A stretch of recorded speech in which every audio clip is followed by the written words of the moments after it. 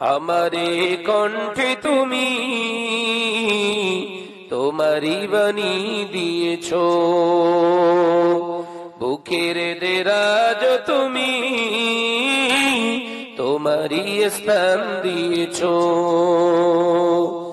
এত ভালোবাসো কেন মালিক আমার, কি করে শুকর করি আমি তোমার, কি করে শুকর করি আমি তোমার।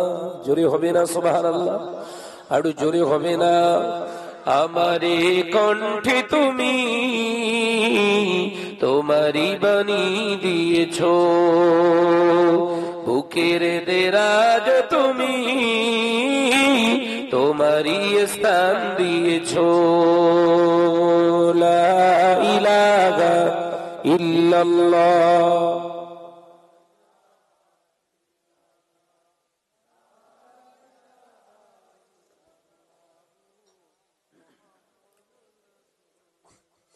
পৃথিবীর দিকে দিকে ওজদুরি দে, শান্তি মোরা পেলাম তোমার দিকে।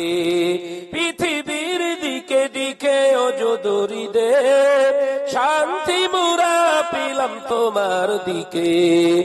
রহমত যে তোমার, করুণা বেশুমার, রহমত যে তোমার, করুণা বেশুমার। সেজদাতে নুয়ে পড়ে মাথা, এত ভালোবাসো কেন মালিক আমার। জোরে হবে না? আরো চিল্লে হবে না? আমারে কণ্ঠে তুমি তোমারি বাণী দিয়েছো, বুকের দেরাজ তুমি তোমারি স্থান দিয়েছো। লা ইলাহা ইল্লাল্লাহ।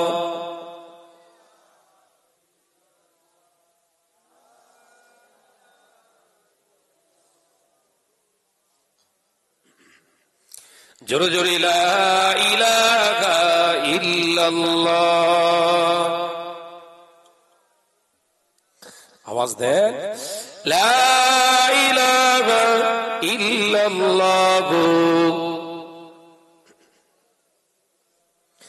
قال الله تعالى في كلامه المجيد والفرقان الحميد: أفلا يعلم إذا بعثر ما في القبور. قال الله تعالى أيضا في كتابه: وما أرسلناك إلا رحمة للعالمين. قال رسول الله صلى الله عليه وسلم: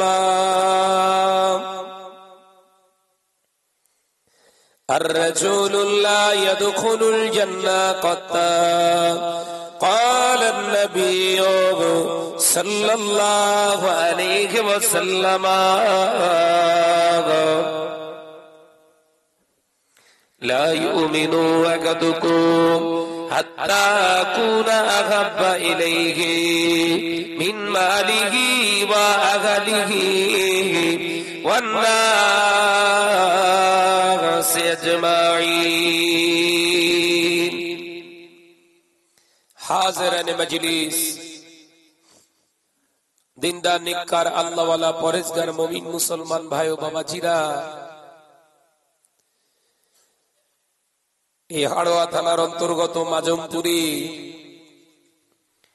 রহমতে সামিয়ানার নির্বাচিত সম্মানীয় সভাপতি মহাশয়, আমন্ত্রিত উলামায়ে কেরাম, খাস করে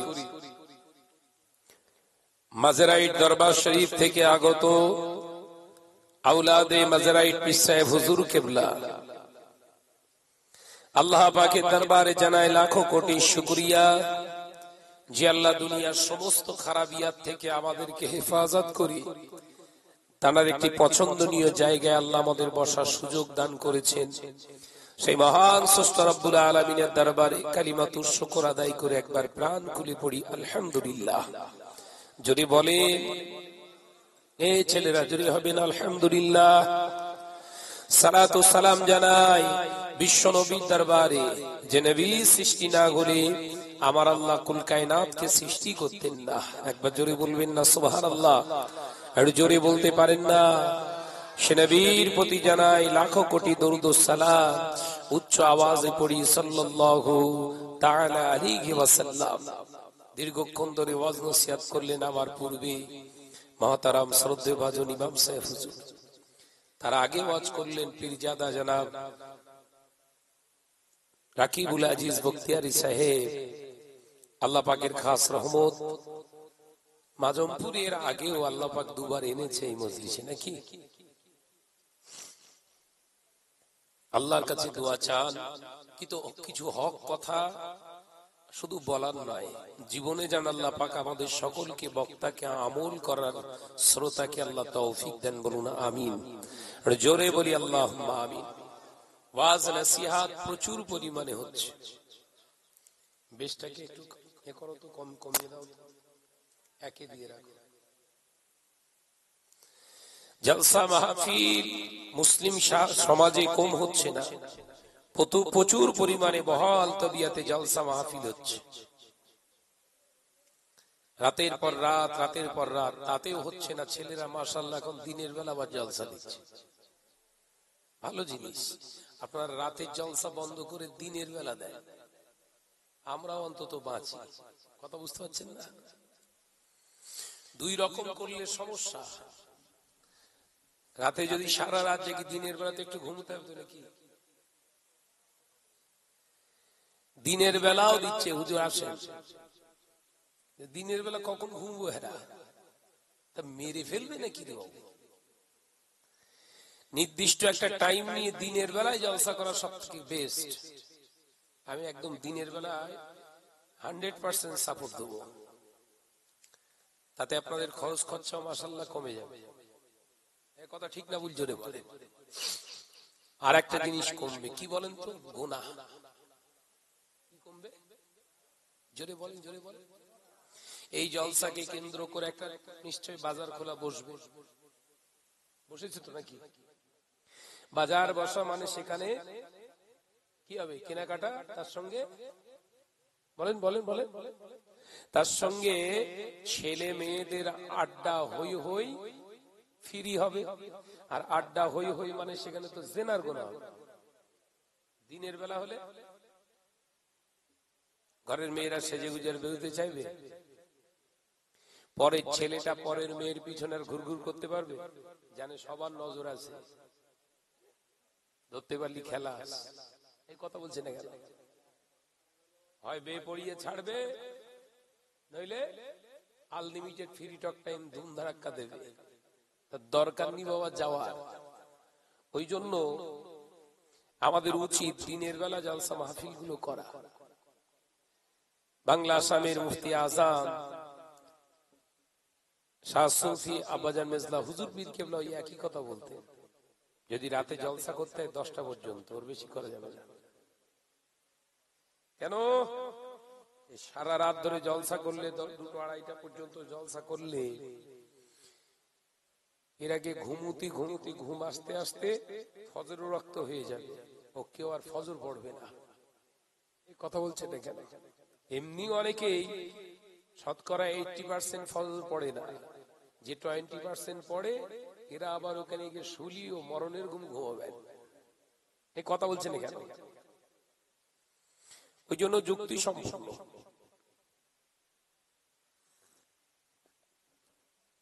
চিনি যা ছেলে বাড়িতে সব দেশ বোধহয় হইতে।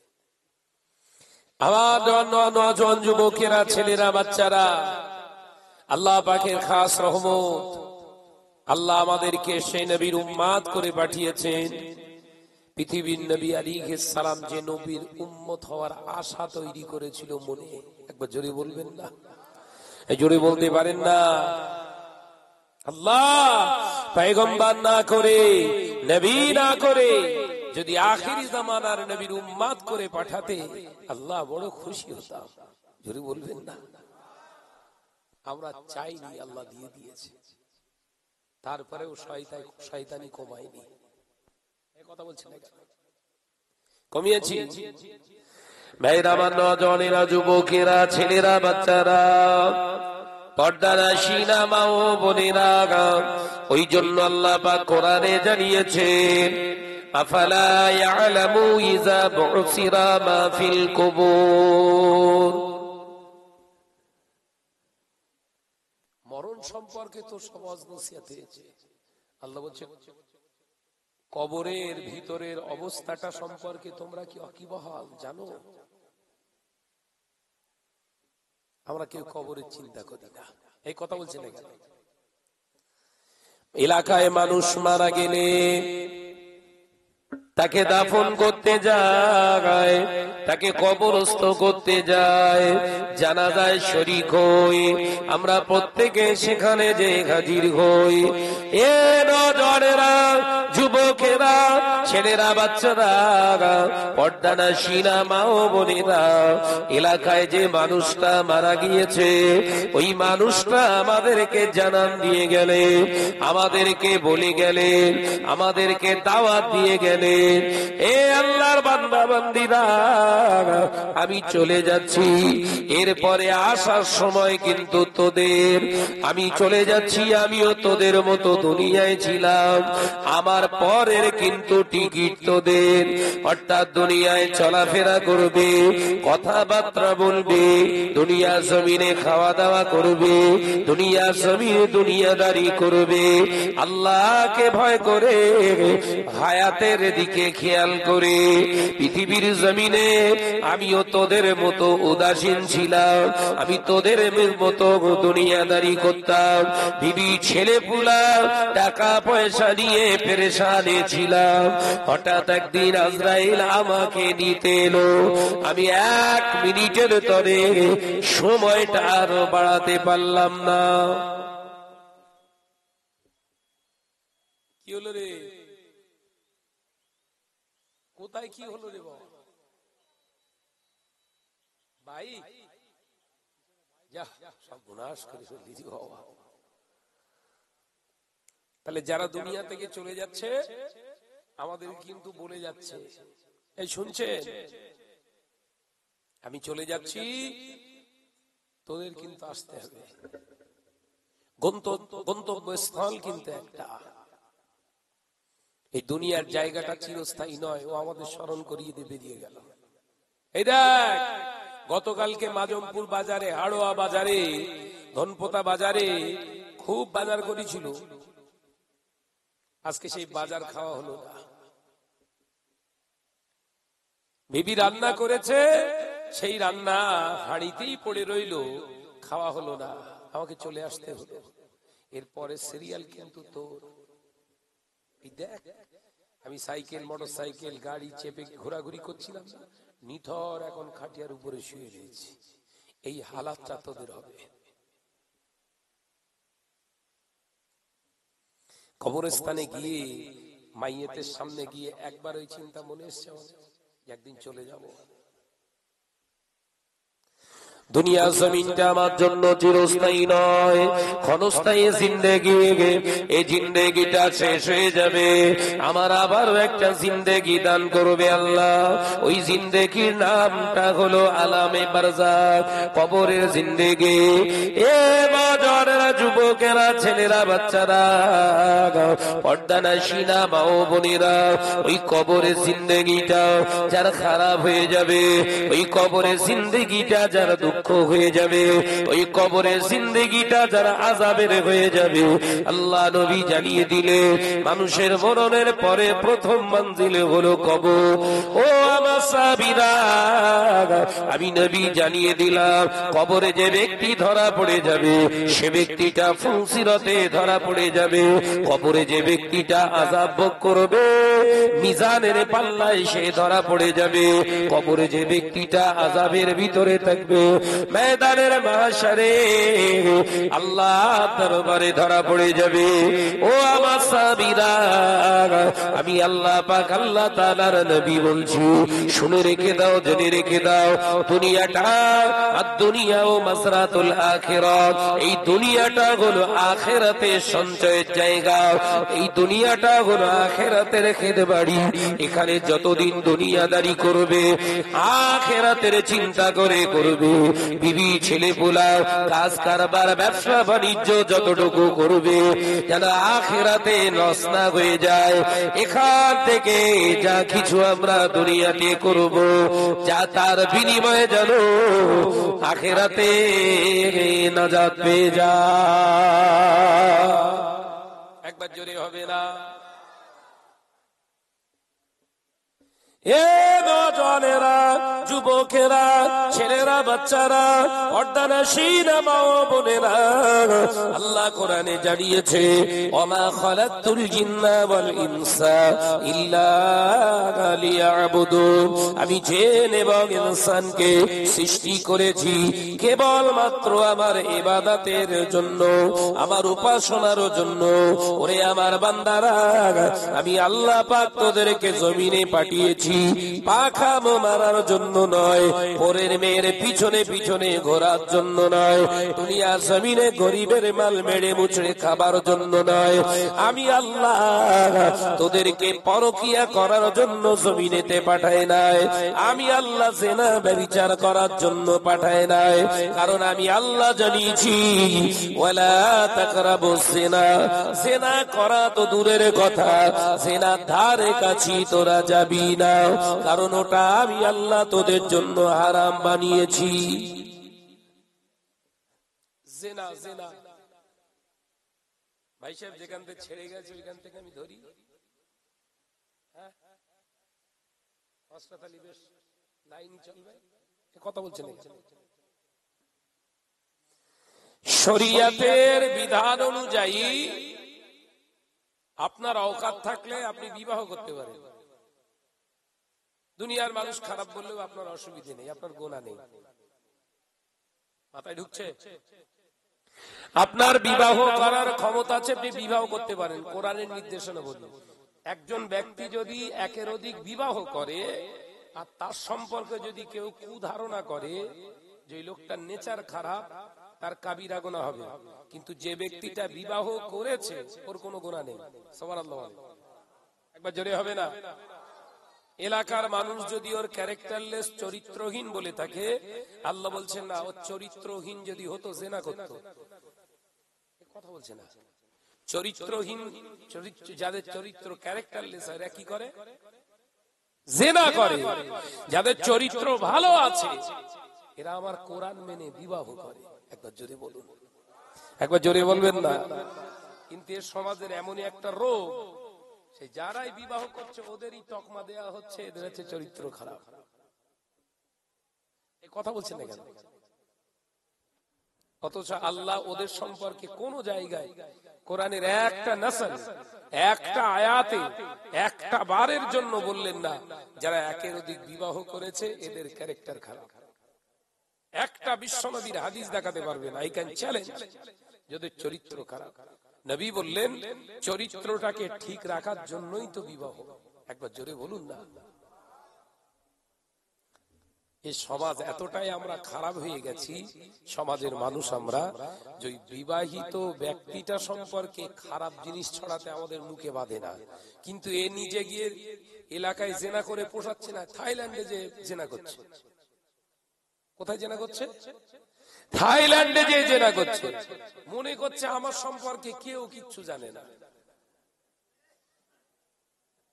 এলাকায় খারাপ দেখাবে, দিনের বেলা জেনা করে লাভ নেই, রাতের বেলা জেনা কর।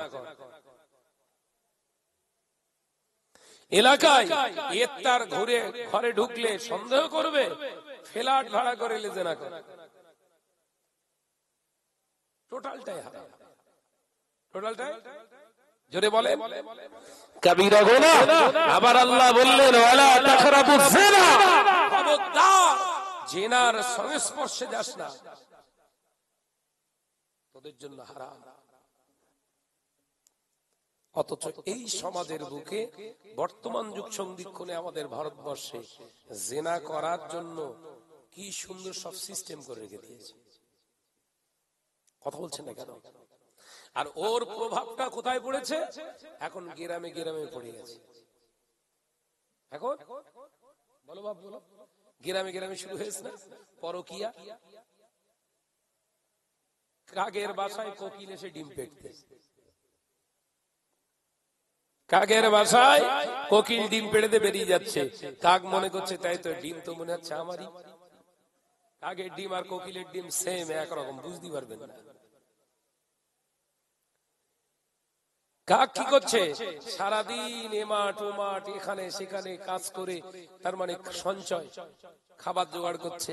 বাসা একটা বেঁধে রেখে বেরিয়ে গেছে, জানে এসে একটু বিশ্রাম নেবো, বিবির কাছে অন্তত একটু মনের শান্তি তৃপ্তি দেহের সান্ত্বনা ফিরে আসবে, বাসাতেই আবার ফিরে আসবো। ও সারাদিন এদিকে ওদিকে কাজ টাজ করে খাবার টাবার করে যখন বাড়ি ফিরছে, এসে দেখে ডিম হয়েছে দুটো। ও এতটাই পাগল, ও এতটাই বোকা যে ও সারাদিন কাজ করতে করতে ওর এতটুকু মনে আসলো না যে এই ডিমটা আমি আমার নয়, আমি পারিনি। সারাদিন কাজের তোড়ে ওর মনে রইল না যে এই ডিমটা আমার নয়।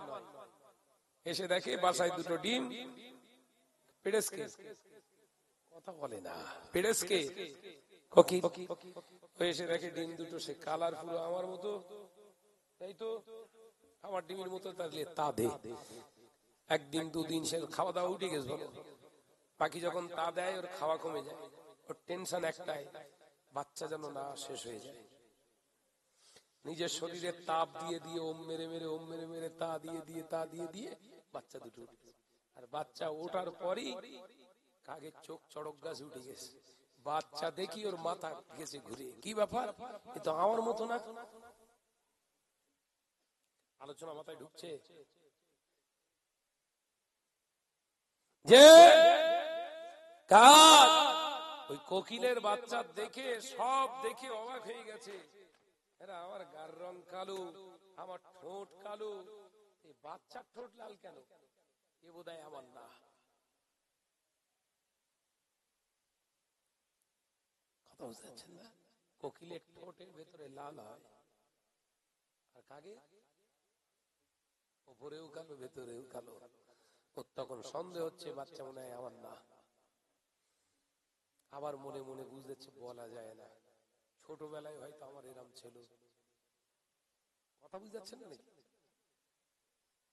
ছোটবেলায় হয়তো আমার এরকম ছিল, তাহলে এখান থেকে সেখান থেকে আবার সেই দায়িত্ব বাচ্চা মানুষ করতে হবে তো নাকি?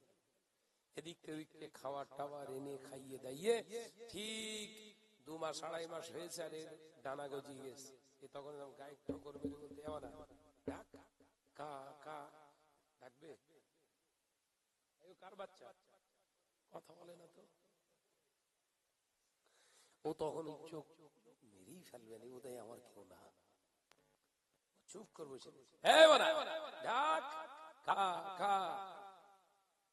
শরীর খারাপ, ঠিক আছে। আবার খাইয়ে দাইয়ে দিকতে দিকতে খাবার টাবার এনে খাবার খাইয়ে খাইয়ে খাইয়ে খাইয়ে এবার ফুল ডানা গজিয়ে গেছে। বসন্তকাল এসে গেছে, কোকিল ডাকছে কুহু কুহু কুহু। বাচ্চা ঝাঁস করে উড়ে যে মায়ের পাশে যে ও ডাক শুরু করেছে।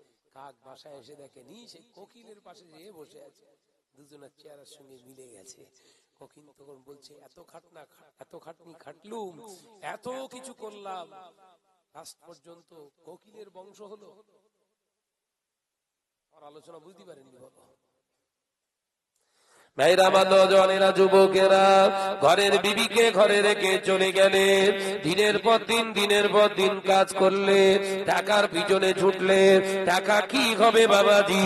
টাকাটা নিজের বউকে ভালো খাওয়ানোর জন্য, নিজের বিবিকে ভালো পড়ানোর জন্য, নিজের সন্তানদের মানুষ করার জন্য দিনের পর দিন, রাতের পর রাত খেটে খেটে খেটে খেটে ওই পুরুষটা পাগলের মতো হয়ে গেল। এই সুযোগে অন্য বেগানা পুরুষের সঙ্গে অবৈধভাবে ফোনে কথা বলে, তার সঙ্গে কুটুম পাতিয়ে সম্পর্ক করে, অবৈধ সম্পর্ক করে, অবৈধ মেলামেশা করে পুরুষের উপরে, স্বামীর উপরে চাপিয়ে দেয়া হলো, এটা তোমারই সন্তান, এটা তোমারই সন্তান। সন্তান হলো, ভূমিষ্ঠ হলো, সন্তান ভূমিষ্ঠ হয়ে যাওয়ার পরে তার খাওয়া দাওয়া করানো, নিজের বাচ্চা হিসাবে মানুষ করলো। কিন্তু না, ওই বাচ্চাটা যখন বড় হলো, ওই বাচ্চাটার বাপকে দেখতে চাই না। তার কারণ হলো, আসলে ওর জন্ম দেওয়া তো বাচ্চা নয়, অন্যের বাচ্চা হওয়ার কারণে ওর পিতা মাতাকে সম্মান করতেও চায় না। ও নওজওয়ানেরা, যুবকেরা, এর কারণ অন্য কিছু নয়। আল্লাহ নবী জানিয়েছিলেন, বাবা সাহাবারা, এমন একটা দিন আসবে, সময় আসবে, যেদিনে দেখতে পাওয়া যাবে আমার উম্মতিরা সন্তান পয়দা করবে, কিন্তু হালাল ভাবে সন্তান পয়দা করাটা সমাজের বুকে কমে যাবে। আমার উম্মতিরা হারাম সন্তান বেশি বেশি জন্ম দেবে। কি সন্তান জন্ম দেবে? হারাম সন্তান, অবৈধ সন্তান হবে সমাজে বেশি। তখন আমার ইসলামটা ছোট হয়ে যাবে। এই অবৈধ সন্তানের কার্যকলাপ কেমন হবে রাসূলুল্লাহ সব বললেন। মিষ্টি ছাড়া একদম চালিয়ে আসতে হবে। তার সঙ্গে একটু আদার রস দিতে পারি কি দেয়? বাবাজি, আমার আলোচনা বুঝতে অসুবিধা হচ্ছে? আপনার ঘরের বিবিটা আপনার সঙ্গে বিশ্বাসঘাতকতা করেছে, আমানতের খেয়ানত করেছে, ওর জন্য তো জাহান্নাম ফ্রি। যে ঘরের নারীটা স্বামীর অলক্ষ্যে, স্বামীর চোখের আড়ালে স্বামীর বিশ্বাস ভেঙে দিয়ে যারা অবৈধ সম্পর্কে লিপ্ত হয়েছে, এদের ঠিকানা তো জাহান্নাম। লা শাক্কা ফি, কোনো সন্দেহ নেই, এর ঠিকানা জাহান্নাম। তিনটি কারণে একে জাহান্নামী করা হবে। নাম্বার 1, স্বামীর খাওয়া দাওয়া করে স্বামীর প্রতি রাজি নেই, সেই কারণে অন্য পুরুষের প্রতি আকৃষ্ট হয়ে যাবার কারণ। দ্বিতীয় নাম্বার কারণ, জিনা করা, ব্যভিচার করার কারণ। তৃতীয় নাম্বার কারণ, স্বামীর ঘরে থেকে সেই স্বামীর পরিচয় দিয়ে অন্য বেগানা পুরুষের সঙ্গে সময় কাটানোর কারণ। বহাল তবিয়তে সমাজে চলছে। আগে ছিল শহরতলি এলাকায়, এখন ঘুরে ঘুরে ঢুকেছে কোথায়? জোরে বলেন, গ্রামে। আমরা আসছি, আলেম ওলামা বক্তা এসে জম্মের ওয়াজ করে যাচ্ছি, মরণের ওয়াজ করা করছি। সব সমাজ শোধরানোর কোন নসিহত আজকে আর নেই। সমাজ কি করে শোধরাবে, সমাজের মানুষ কিভাবে দিক খুঁজে পাবে, সমাজের ঘরের ছেলেরা মেয়েরা কিভাবে দিক খুঁজে পাবে, এ নসিহত কিন্তু আমাদের কাছে নেই। আমাদের এখন নসিহত অধিকাংশ মৌলী সাহেবের কি, আমারে দেখ আমি কে রাখো। কথা বলছেন নাকি? আমি বড় বক্তা, আমি বড় আলেম, আমি বিরাট বড় একজন মুহাদ্দিস, আমি বড়ই বড় একজন বিরাট মুফতি, বিরাট কিছু হতে হতে হতে হতে এমন হয়ে গেছে, ওর থেকে বাঁদর অনেক ভালো। এই কথা বলছেন না কেন? কেন যদি বলেন যে বাঁদর দেখবেন এক জায়গায় রাখলে ওর উঁচু স্থান দিলে ওই উঁচু স্থানে বসে মনে করে নিচে যারা আছে একটাও আমার মতো না। তার মানে ও মানুষ বলে কাউকে আর মনে করে না, মানুষ বলে আর কাউকে মনে করে না। বাঁদর তখন কি করে, নিচে যারা থাকে তাদের হুমকি দেয় আর দাঁত ছিটকয়। কথা বলছেন না? দেখেছেন ওদের দাঁত ছিটকুনি? দেখেছেন যে সমাজের কিছু বক্তা আলেম বেরিয়েছে বাঁদর মার্কা, এরকম স্টেজ পেলে মনে করে আমার থেকে আর বুঝনেওয়ালা আর কেউ নেই। অথচ গাউসুল আজম বড় পীর সাহেব হুজুর রাহমাতুল্লাহ আলাইহি কিতাবের ভিতরে লিখলেন, হুজুরের কিতাবের ভিতরে লেখা আছে, আলেমরা যখন স্টেজে বসবে এতটাই মনের ভিতরে ভয় থাকবে, আমার থেকে বড় আলেমরা নিচে বসে আছে। একবার জোরে হবে না? আমি যতটা বুঝি আমার থেকে বেশি বোঝে এরা, কারণ আমি কিতাব খুললে তবে আমার জ্ঞান আসে, আর এরা হাজার আলেমের সোহবতে বসে জ্ঞান লাভ করেছে। তাহলে এই বক্তাদের মনে ভয় থাকার দরকার ছিল না? ছিল? ভয় করছে? বক্তা এমন ওয়াজ করছে, বাপ আর ছেলে এই মজলিসে এসে দুজন একসঙ্গে ওয়াজ শুনতে পারবে না। এমন এমন ল্যাঙ্গুয়েজ ইউজ করছে, ছেলে বাপের দিক ফিরে ফিক ফিক করে হাসতেছে, আর বাপ ছেলের দিকে ফিরে ফিক ফিক করে হাসে। এরা হাইব্রিড বক্তা সমাজে সাইলাফ হয়ে গেছে। এদের বিরুদ্ধে যখন আমি শাহনাজ গর্জে উঠছি, তখন এরা আমার পেছনে স্ট্যাম্প মারছে, যাচ্ছে জেনাখোর। 2 ঘন্টা ওয়াজ করলে একটা কোরআনের আয়াত বলে তার অনুবাদ পর্যন্ত দেওয়ার যার ক্ষমতা নেই। এই কথা বলছে না কেন?